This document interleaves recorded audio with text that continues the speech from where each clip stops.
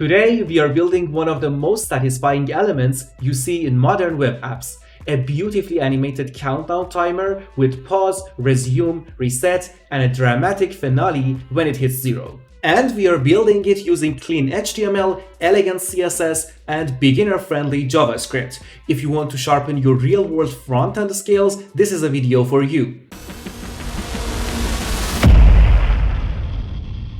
Hey everyone, Saeed here from Elite Tech Club. If you are learning web development, this is a perfect beginner-friendly project to practice DOM manipulation, intervals, and animations. Let's jump straight into the code. Cool, I'll start with the HTML file using MF abbreviation. I create the skeleton of our HTML, add the title, countdown timer, and let's also add links to our style file and our script. So link rel style sheet and href, we'll set it to style.css. Let's do the same for our script. I add the script tag and we need to set the src attribute to script.js. Now we linked our HTML to both our CSS file and JavaScript file. Okay, then let's start writing the HTML code. This is actually super simple. So we only have one div, class container.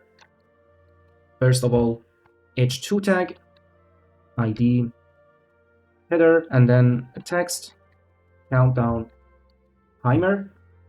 Then we need another div which holds the text that represents the timer itself. So ID, I set it to timer, and class timer again. Typically we use ID to get access to elements in our script and the class for styling purposes. So here I'll hard code that, but later on we'll change this text. Then another div which contains the buttons. We have a bunch of buttons that control the timer. So I'll set class to controls and then button.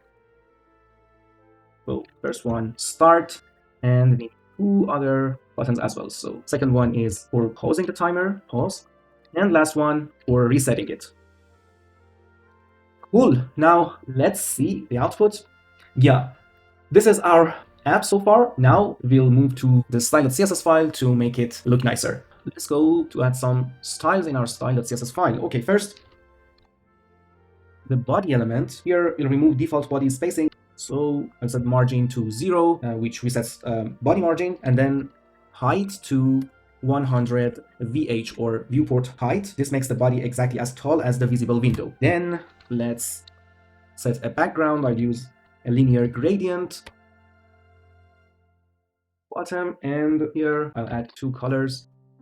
This is the first one, and then second one. Now you see that since we want to display this card in the middle of the screen, so right in the center, both vertically and horizontally, we change display property to flex. Now our body is a flex container, and then we set justify content to center, which centers everything horizontally, and to center them vertically, we set align items to center as well. Now, if I save it, you see that our card is right in the center.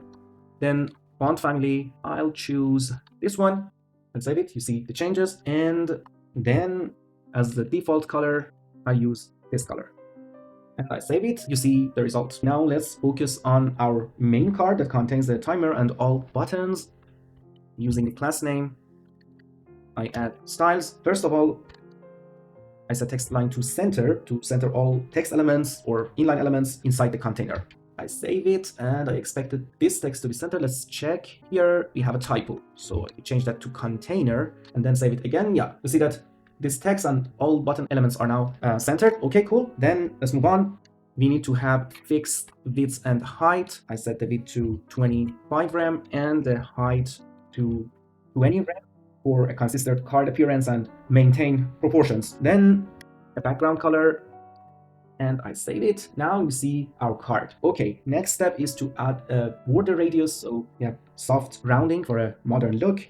Border radius to 25 pixels. I save it. Here you see. And also to have a shadow around this card, I'll set box shadow to 15 pixels. And then the color, I prefer to have a black shadow, so I set everything to 0, and then the alpha channel to 0.4. Save it. You now can see that we have a slight shadow around this box. And finally, I add padding to add spacing inside the card. 1 rem is enough, I would say. Yeah, looks nice. Now, title styling. H2, and let's increase the font size to make it bigger. I set it to 2.5 rem. Save it, and then to add some space between the title and this timer, I set margin bottom to 20 pixels, and to keep the consistent gold color, one more time, I set the color as well. Okay, then let's focus on this timer text using a timer class. First, again, we increase the font size maybe to 5 rem because this is actually the most important part of our app. Also, let's make that bold. So font weight, bold for strong visual impact. Let's save that. Okay, cool. And also margin bottom to 20 pixels, so we have some space here. Then let's focus on these buttons and actually their container. Dot controls. You see the container as class controls. Display flex. I prefer to have a flex box there as well to align the buttons in a row. Justify content. Space between, so we spread them evenly with space in between. And align items to center to align all buttons vertically. I save it. Then add some spacing between the buttons. I use the gap property, set it to 20 pixels. Currently you don't see the impact, but later on when we change the style of the buttons, you will see. Cool. Now let's style the buttons. Through the button element selector, I set background to this color to be consistent with other elements. Yeah. Then I prefer to remove the border. I set border to none. And to add a comfortable click area, let's add padding, top and bottom 12 pixels, left and right 25 pixels. And also border radius. Border radius for rounded corners 8 pixels, much better. And text color should be dark blue to match the theme, and maybe can also change the font size to 0.1 rem for readability. Also font weight to 600. And in addition, when we hover over these buttons, we want to change the cursor to pointer. And our last touch here is for animations, which we haven't added yet, but I want to have a smooth transition for any animations that we add later. So to have a smooth hover transition, I'll need 0.3 seconds, and I prefer it to be done with ease. And I save that. Then we need to add hover animations. So button hover. These styles will be applied on the button when we hover over that. First, I want to change the background to this light blue and also add an animation using the transform property. So I would like to lift the button slightly using translate Y and set it to -3 pixels. And finally, a box shadow when the user hovers over that. So a color similar to the new background color that we have. Okay, I save it, and here you see when I hover over that, they are slightly lifted and the color also changes. We'll come back to this style.css file to add styles for disabled buttons and also a flash animation after timer ends. But for now, let's start working on our script.js file. First of all, we need to get access to these elements. So to this timer as well as these buttons. So quickly create variables, and using document get element by ID, I'll get access to this timer. And let me copy and paste this line. The second one is the start button. Start button. And in the HTML file, you see that we set IDs for them, and this is how we get access to them in our script file. Start, then pause button. Last but not least, reset button. Then we need to set the initial countdown duration. I'll use a constant for this. Initial duration. Let's say we have 600 seconds, which is equal to 10 minutes. We can change it later. So for now, let's use this. Then we need to track the remaining time. For this, I'll add another variable, and it's not a constant because it will definitely change. Time left initially it's equal to initial duration. So initially it's 600 seconds. And then we need to add another variable to hold the interval. So we need to run an interval to keep track of the time. Initially, I'll set that to null. And if interval is null, the timer is not running. This is contract here. So another variable is paused, because later on this button should be responsible for both pausing the timer as well as resuming it. So we need to keep that state as well. Initially it's false, true when the timer is paused, false when running. Now everything is ready to add click event listeners to these buttons, but before that we need to add a function to format the remaining seconds, or this time left variable, into this format. I'll add a function format timer which accepts seconds as parameter, and the goal is to convert seconds into this format. So we need to ensure that both minutes and seconds have 2 digits. For example, if we get 90 seconds, it's basically 1 minute and 30 seconds. So we need to calculate minutes and seconds such that we get the correct values. First, let's start with minutes. Apparently 1 minute is equal to 60 seconds. So in order to get minutes, we need to divide by 60. But since we want to avoid non-integer values or floating point numbers, we want whole numbers here, we should also add math.floor to get the whole number.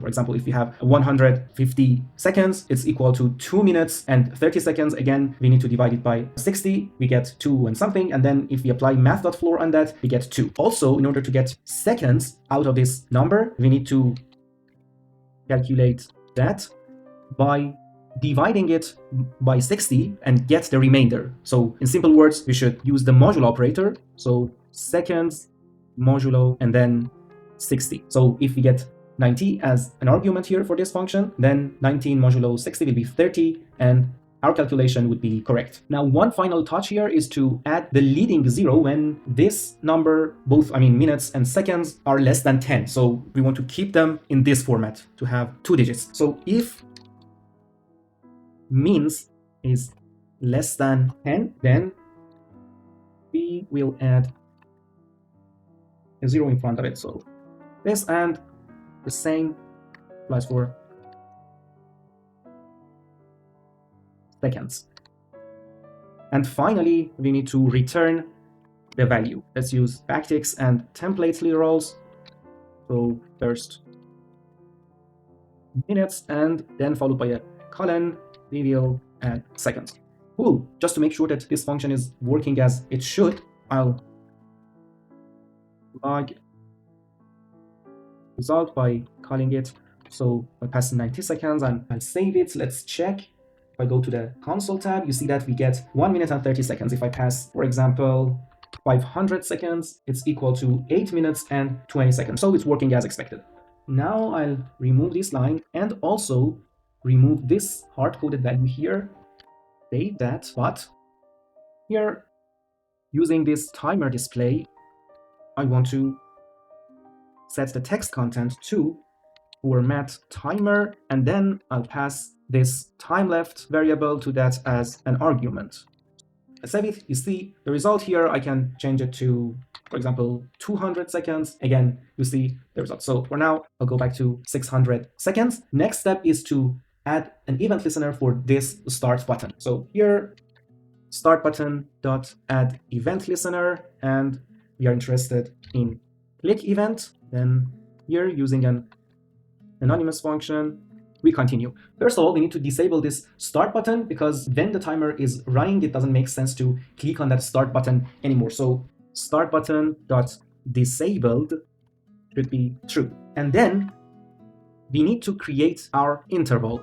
And in order to do so, we need to use the setInterval method, which is a built-in JavaScript method. This basically allows us to repeatedly call a function or execute some code with fixed delays in between. It accepts a function as the first parameter and then the delay. So when are we going to update this timer? Every 1 second, right? So every 1000 milliseconds, we need to update the timer, right? I'll save it. And here I'll pass the function update timer. It doesn't exist yet. We will add it together. And then before we continue, we shouldn't run this code when the timer is already running. So we should also programmatically prevent this interval to be created again. So if interval is not null, which means if the timer is running, we can simply return and do not continue with these lines or do not execute them. So I save that here. And now let's focus on this update timer function. I'll go here. Let's add update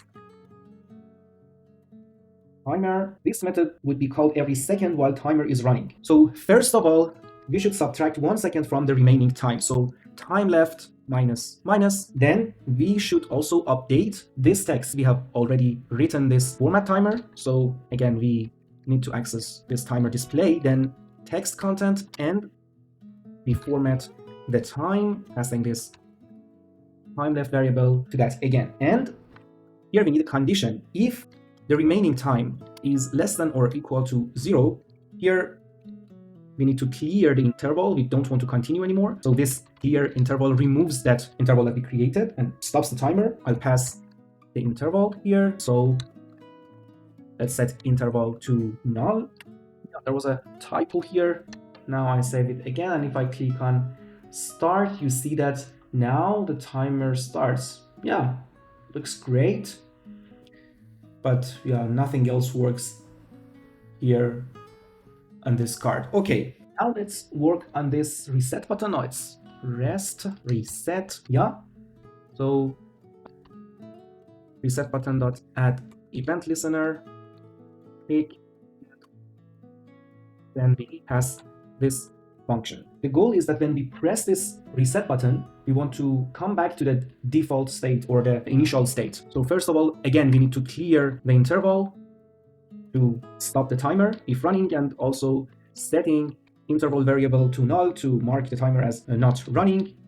Also in this case, if pause was previously set to true, it should come back to false, because when you reset the timer, then it doesn't make sense to have this pause set to true. So we need to also set it back to false. We fall back to all the default values that we have. And also we need to restore time back to original value. So time left should be initial duration, so setting everything to their default. And then again, we need to call that timer format. So the text content of the timer display should be format timer. And then again, we'll pass time left. Looks good. So I save it. Let's run the code. If I press start, the timer starts. And then if I click on reset, it goes back to the default value. However, if I press the start button again, it won't work, because here it has been disabled and we need to enable it again. But it feels that we need to centrally manage all of these buttons. For example, initially, when the timer is in its default state, it really doesn't make sense to have these pause and reset buttons enabled. So I prefer to have a method to manage all of this stuff. So in different states, we need to either enable or disable the buttons, right? Here, of course, I also want to add a comment for this update timer called every second while timer is running. Then let's add another function, and I'll call it update buttons. This updates which buttons are enabled or disabled. Let me add the comment here. Updates which buttons are enabled or disabled. So first of all, let's check whether the timer is running or not. So const is running, and here we check whether the interval is not null, which means that the timer is running. Also, let's check if the timer is finished or not, which is equal to time left is less than or equal to 0. Then we can add some conditions. If the timer is finished, so if is finished is true, then only this reset button should be enabled and start and pause buttons should be disabled. So start button dot disabled is true, same for pause button. And finally, reset button should be enabled, so we set disabled to false, and then we can return because it doesn't make sense to check other conditions. And Then let's move to the next condition. Here we want to check if timer is freshly reset or at initial state, which means is running is false and also is paused is false. And is paused is a variable defined here, right? If the timer is not running and it's not paused, here the only button that should be enabled is this start button, right? I'll copy and paste all of them, but enable the start button and disable pause and reset buttons. And again, we can add return because we don't want to check other conditions. The last part is when the timer is running or paused.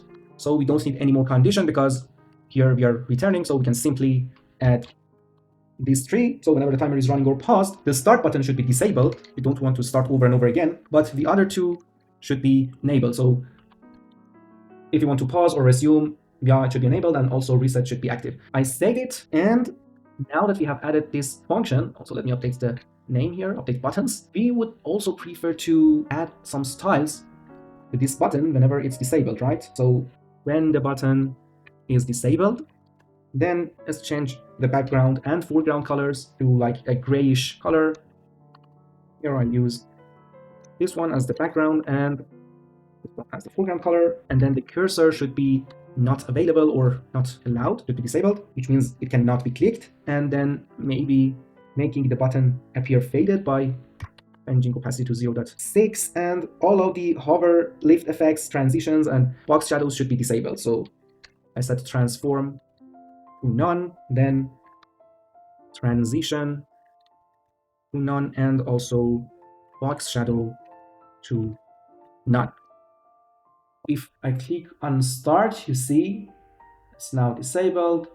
If I click on reset, it gets reset. But yeah, since we haven't called the function there in this event listener for the reset button, it doesn't have any effect yet, so we need to update that as well. But before that, we should also add the event listener for this pause button. So our script again, and I'll zoom out a little. So this is the event listener for start button. This one is for reset button, and in between pause button dot add event listener, and same as before, click event, and then we pass a function. First of all, if the timer isn't running and isn't paused, we should do nothing. So we can simply return if interval is null and is paused. If it's not true or it's false, we return. Then if is paused is false, so if the timer is running, first we need to clear interval as before. We don't need to continue, and also mark timer as no longer running, so interval should be null, but we have to update the is paused variable. This is now true. And finally, we should update this text as well. So when the user clicks on this pause button, the text should change to resume. Pause button dot text content is resume, else, so if is paused is true, then we need to continue the interval. Interval is equal to set interval, and again we pass update timer function as well as the delay, which is 1 second or 1000 milliseconds. Also, we need to update is paused to false because it's running again, the timer is running again, and the text should be updated as well. So text content is paused, and I save this. Let's check. Click on start button, yeah, and then I click on pause. Yeah, you see it stops and the text changes to resume. If I click on resume, it continues. Of course, not paused. Let me refresh the page and change this to pause. I save it. Let's start it again. It's running. I click on pause. Stopped. I click on resume. Continuing. And then if I click on reset, one more thing that we need to do is to make sure that update button is called on every click and also when the timer finishes. That's something we'll do next. First of all, I'll refresh this page. Initially, when the timer is in default state or initial state, we should call this update buttons function to disable, pause, and reset at the start. So here, call update buttons, and I save it, right? You see that these two buttons are disabled. And for each of these event listeners, we also need to update buttons. So whenever the user clicks start, pause, or reset, we also should update the buttons. Here, when the user clicks on start, I'll update buttons and save that. Also here, the pause button and reset button. Now let's check if we are in initial state, only start button is enabled. I'll click on that. Yeah, now it's disabled and two other buttons are enabled. If I click on pause, still working, then I click on resume, resumes calculating, and I press reset. Yeah, it seems that it's working as expected. We're almost done. However, I like to add some animations when this timer hits 0. So I change this initial duration to 5 to check what happens if it hits 0. I press start.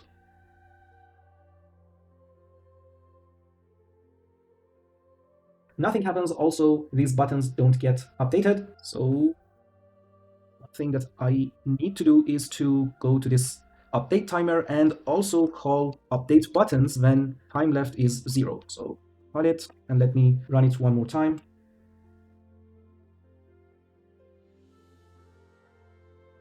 Also, the pause button gets disabled, which makes sense. And then the only button that can be clicked is the reset button.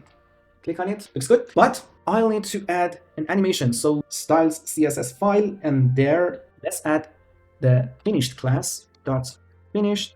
This CSS class will be dynamically added to this timer. So it's not initially set, but then first of all, we change color to light blue color that we have, and then we should add our animation. First of all, we can have like a little explosion and then a flash. So animation, and here I add two. First one is explode. I will add it in a second. 600 milliseconds, and I'll add ease out. Forwards. This first animation is a quick pop, or it has a shockwave effect. And then the second one, flash. Should remove the semicolon and add a comma here using alternate and infinite. So I want to infinitely have this animation. For the explode animation, typo, I'll remove that. Yeah, for explode animation, I'll add keyframes, and explode. We should define certain stages. So first 0, and then 70%, and then finally when it's complete, so 100%. So initially I transform and set scale to 1, so it's normal size. I would like to also increase the size and have some box shadow around the text.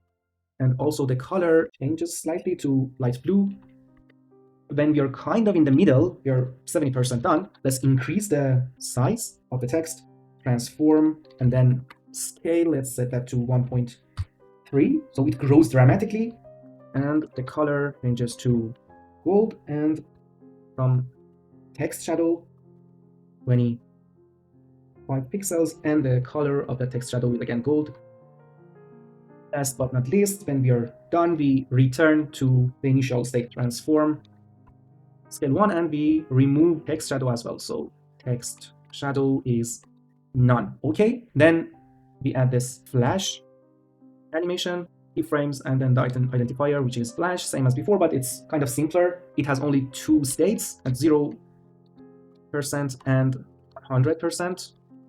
And we only change the opacity. Since here we are infinitely applying this animation, the opacity changes infinitely. So opacity is 1 initially, and then we change that to, for example, 0.3. And I save that. The only thing that still we need to do is to add this CSS class when the timer is finished and remove it when the user clicked on reset. Let's go back to script file. Here in update timer function, maybe before updating the buttons, we can add this class. So timer display.classList.add. This is how we dynamically add classes to elements in JavaScript, and then the class name. And finished. I save that. Also, we should remove it when we reset the timer. Here, timer display.classList.remove, and here we remove this finished class. Okay, cool. I save it, and let's see if it works. .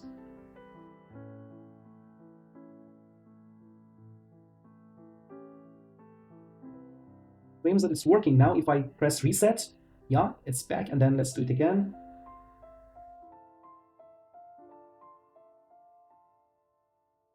Nice. Let's double check everything. So I'll go back to our script file and change this initial duration to 200. I save it. I click on start. Yeah, the timer starts. If I click on pause, it's now paused. If I click on resume, yeah, it resumes. If I click on reset, it's reset. And then I change this to 5 seconds again to check the finished state. Click on start.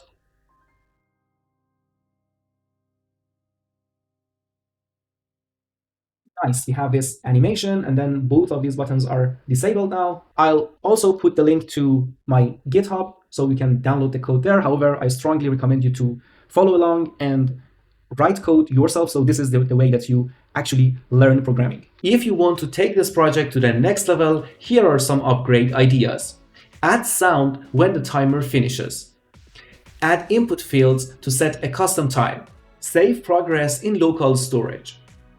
Add a circular progress animation behind the numbers. If you want me to build any of these versions, drop a comment below. Thanks for watching. If you're enjoying these hands-on JavaScript projects, hit the like button, subscribe, and share it with someone who's learning web development. Until next time, keep coding, keep building, and as always, stay awesome.